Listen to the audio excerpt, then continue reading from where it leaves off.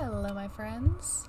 Welcome back to the next episode of my podcast for Peace of Mind Makers. The acronym is POMM, so I thought I would call it the POMMcast. Not sure if this name is going to stick, but that's what I'm going to use for now because it just popped into my brain.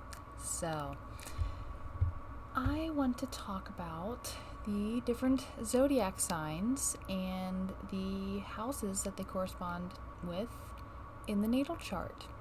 And I want to point out a few reasons why the houses are oriented where they are and what the circle kind of can represent symbolically, because I think it's pretty cool and it kind of helps you remember what the houses are supposed to mean. And if you can link them with the zodiac signs, it just helps you remember the whole thing a little bit better because it just gives meaning to it and you're not just trying to memorize information. So, with that being said, I'm going to make myself small. Whoops. Alright, so here is this page for the midheaven, which I'm not going to talk about right this second. I'm actually going to talk about the ascendant because that's the first point. Well, it's the area where your chart starts. So, what does that mean? Well, the birth chart is like a circle and you are at the center of it. And so there's this ecliptic, which is essentially how the earth rotates, which is why we see the sun rise and set the way we do. So this point over here where the ecliptic meets the horizon line is where your ascendant is in your chart, and it represents like the dawn of your life. So that's why your chart begins there, because when you're born, it's like a new dawn of life for you in this journey. And the path of the birth chart is like the journey through your life. And I think it's just really interesting, even though the houses are numbered. If you look down here, 1, 2, 3, 4, and it goes counterclockwise in the numbering.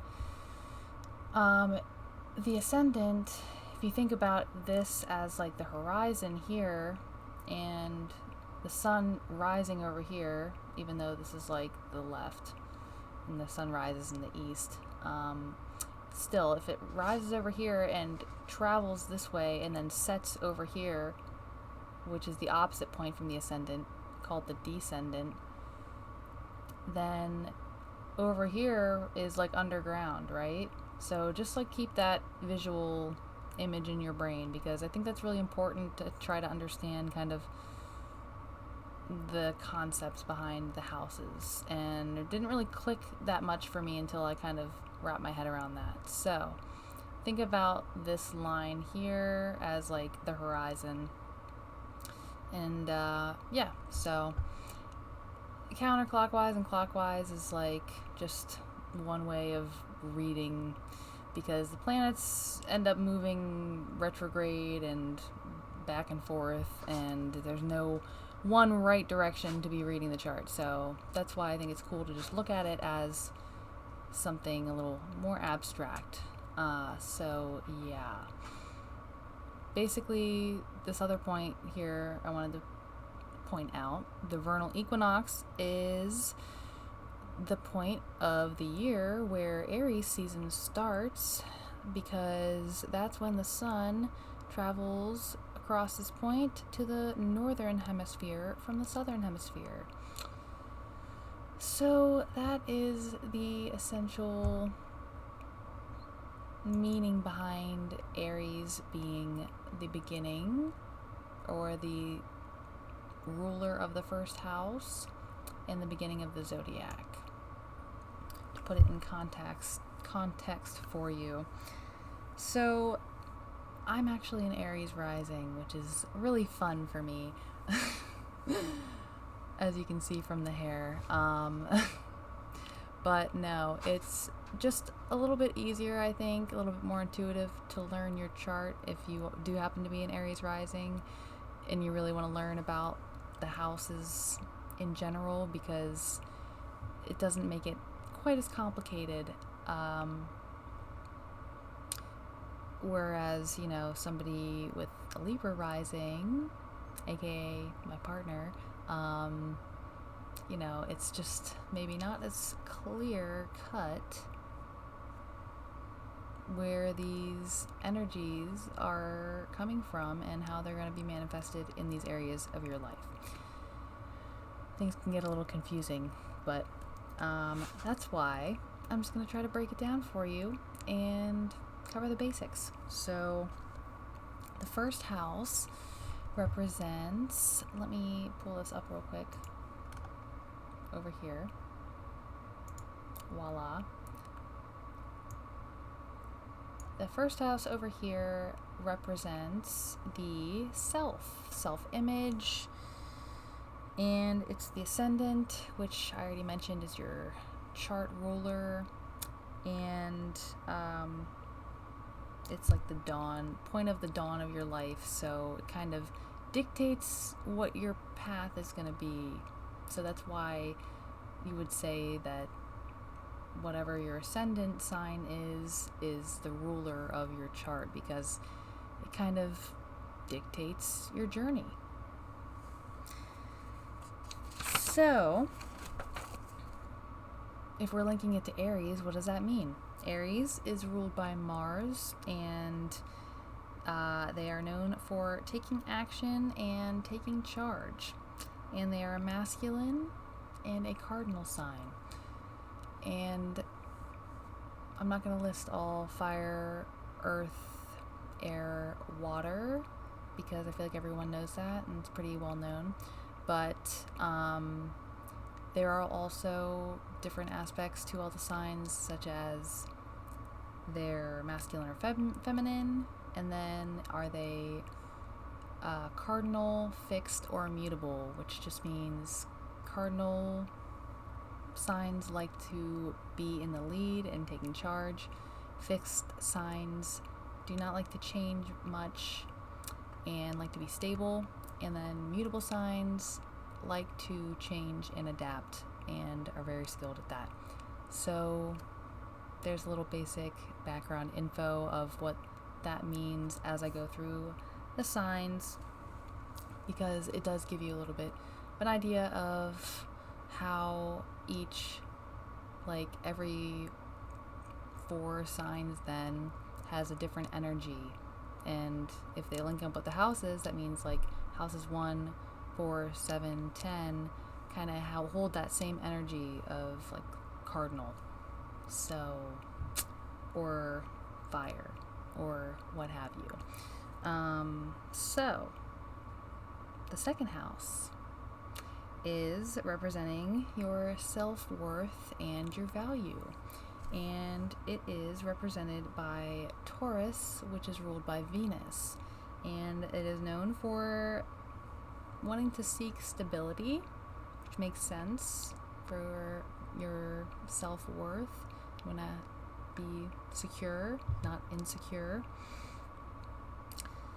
And it also has to do with pleasure in the sense of our like worldly belongings. And it's also a feminine and a fixed sign. So the fixed quality of wanting stability makes sense for the second house. So for the third house, we have communication and skills. Practical skills, I would say. And this house is represented by Gemini and is ruled by Mercury. So makes sense for this house to be communication if it's associated with Gemini and Mercury. Seeking knowledge and using wit are characteristics I would describe for Gemini. And it's also a masculine and mutable sign. So being able to change and adapt is important for communicating and using practical skills. So I think that tracks. So then we have the 4th house, which is representing your family and your home and your roots and foundation. So I want to point something out real quick. I just went 1, 2, 3, 4. You see where the cursor is here? This is the 4th house. Your roots and foundation. That's right where the roots would go if this were the horizon and this were underground, right? So I think that's kind of neat. I like that. It makes sense symbolically. It's intuitive. So, this house is represented by Cancer and the Moon, which also makes sense because Cancer is very sensitive and has to do with emotional security, and the Moon has to do with our emotions and also is representative of maternal influences and, parents. So, makes sense. Doesn't always have to be your blood family, though. It could just be like your home environment, wherever you grew up, who you grew up with, what your foundation is, essentially. And it's also a feminine and a cardinal sign. So then we have the 5th house, which is for self-expression and pleasure. Again, we have a pleasure house, but this one is ruled by Leo and the Sun. So we have a lot of passion and being in charge, although it is a masculine and a fixed sign. So the Sun just kind of wants to be everything. And I can really relate to Leo ruling my 5th house, even though I don't have any really prominent placements in there. So just leave it at that. Leo season's going to be fun. Then we have the 6th house, which represents health and our duties and the kind of work we do that's not like really our profession, but just like routine work, taking care of ourselves and our environment. And this is represented by Virgo, which is ruled by Mercury. And this is often characterized by having a lot of attention to detail and quality, which is really important in this area of your life. So it's good to have that rulership in this area. It's also feminine and immutable sign. So being willing to change things up to have, better quality. And I think it's really important for everyone to realize for their health. Yes. So we have the 7th house next, which represents partnerships and relationships. And I want to take another second to look at this little chart over here, because we're at the 7th house, which is where the sun sets. And it took me a minute to wrap my head around this one. So I'm like, how does that really have to do with your partnerships and relationships?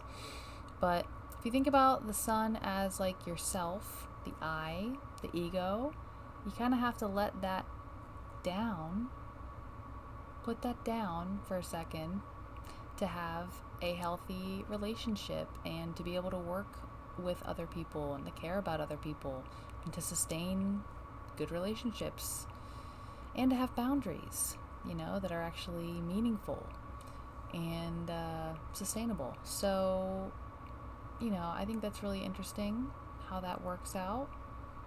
And you can also try to remember it just as like, who do you want to ride into the sunset together with? That would maybe be represented by your 7th house. So, yeah. It's ruled by Libra and Venus, by the way, and they are characterized by establishing balance and harmony. So you can see why kind of the opposite point of being all about yourself is about finding balance and establishing harmony. But you can't have one without the other. So, it's also masculine and cardinal. So then for the 8th house, we have transformation. And it's ruled by Scorpio, and that is ruled by Pluto. So, some people are scared of the 8th house because it does have associations with death, but it's more like regeneration and the circle of life and kind of rebirthing yourself, renewing yourself, just, transformation. It doesn't have to be scary. Also, death is a part of life, so shouldn't be scared of it. And it's also a feminine and a fixed sign, so it's not going anywhere. It's fixed. Then we have the 9th house, and that is for expanding and your learning, expanding your learning through exploring and higher learning. So exploring new areas of interest also is what you can maybe expect from the 9th house. And this is ruled by Sagittarius, which is ruled by Jupiter. And they are also known for exploring and expanding, so it's very appropriate. Taking chances is often associated with Sagittarius and Jupiter as well. And this is a masculine and immutable sign, so being willing to just change and go with the flow. So then we have the 10th house, which comes to this point over here at the top of the chart. It's the highest point in the chart. And so if you think about the sun rising over here on the left part and going clockwise, it sets over here, and then at this point up here, the midheaven is your, the highest point of your life, the most recognition that you'll get. So that's like your career and your public responsibility. It's where you're going to basically be seen and most called to in your life. And this is represented by Capricorn and Saturn, which are associated with ambition and endurance. So it's very appropriate for that area of your life. And this is also represented by feminine and a cardinal sign. So my bunny's been really good so far. I'm almost done. Hopefully he'll chill out. I'm almost done. Then we have the 11th house, and this represents your aspirations and what I would say your true calling is. And this can be shown in the people that you choose to be around as well. So like your people, these are your people that are basically gonna want to see you succeed and reach your highest self. That's what's represented in the 11th house, as well as your own aspirations and reaching for your own goals. But the people who are going to help you get there are equally as important in this area of your life. And this is represented by Aquarius and ruled by Saturn, and they're associated with intuition and universal understanding. So really just being in tune and accepting that the universe wants you to succeed and that you should be aligning with things that are going to help you get there. And this is also a masculine and a fixed sign. So then we have the final house, which is the 12th house, and it represents privacy and spiritual growth. And this is represented by Pisces and ruled by Jupiter. So we have Pisces, which is really compassionate and has a lot of emotional depth. And then Jupiter is all about growth and expansion. So you're going to be expanding on your inner worlds. And often that takes a lot of solitude. So that's why privacy is associated with this area of life, or this house as well. And it is also a feminine and a mutable sign. So, those are, in essence, the 12 signs, give or take, some information that I definitely left out. I could have added, but I figure this video is going to be long enough as it is. And I always encourage you to do your own research. I think this is just, a few key points that maybe will help you see the bigger picture of what the whole chart means and how all of the different signs can be linked to these areas of life. And if you just get really familiar with that, then it becomes easier to look at your chart and where the signs are occupying certain houses, and just kind of not just swap the meanings, but you can kind of compound that meaning. Like, if your first house is not Aries like mine, if it's Sagittarius, then you have still a fire sign in that area, and you can see like what matches up with Aries and Mars, and you can kind of compare and contrast and just see what resonates with you and what you can focus on and go from there. It's really just like looking at data and extrapolating what is going to help you, experimenting on making your life more enjoyable and just make more sense. So it's just a navigation tool, really. And I hope this helps you start using it, or if you feel called to ask me for any further questions, I would love to have a personal discussion with you. You can book a free reading on my website also, or just DM me on one of my social media platforms. Please don't hesitate. I don't bite. So, yeah, that wraps up episode 2 of the POMMcast. And yeah, I will see you guys for the next one.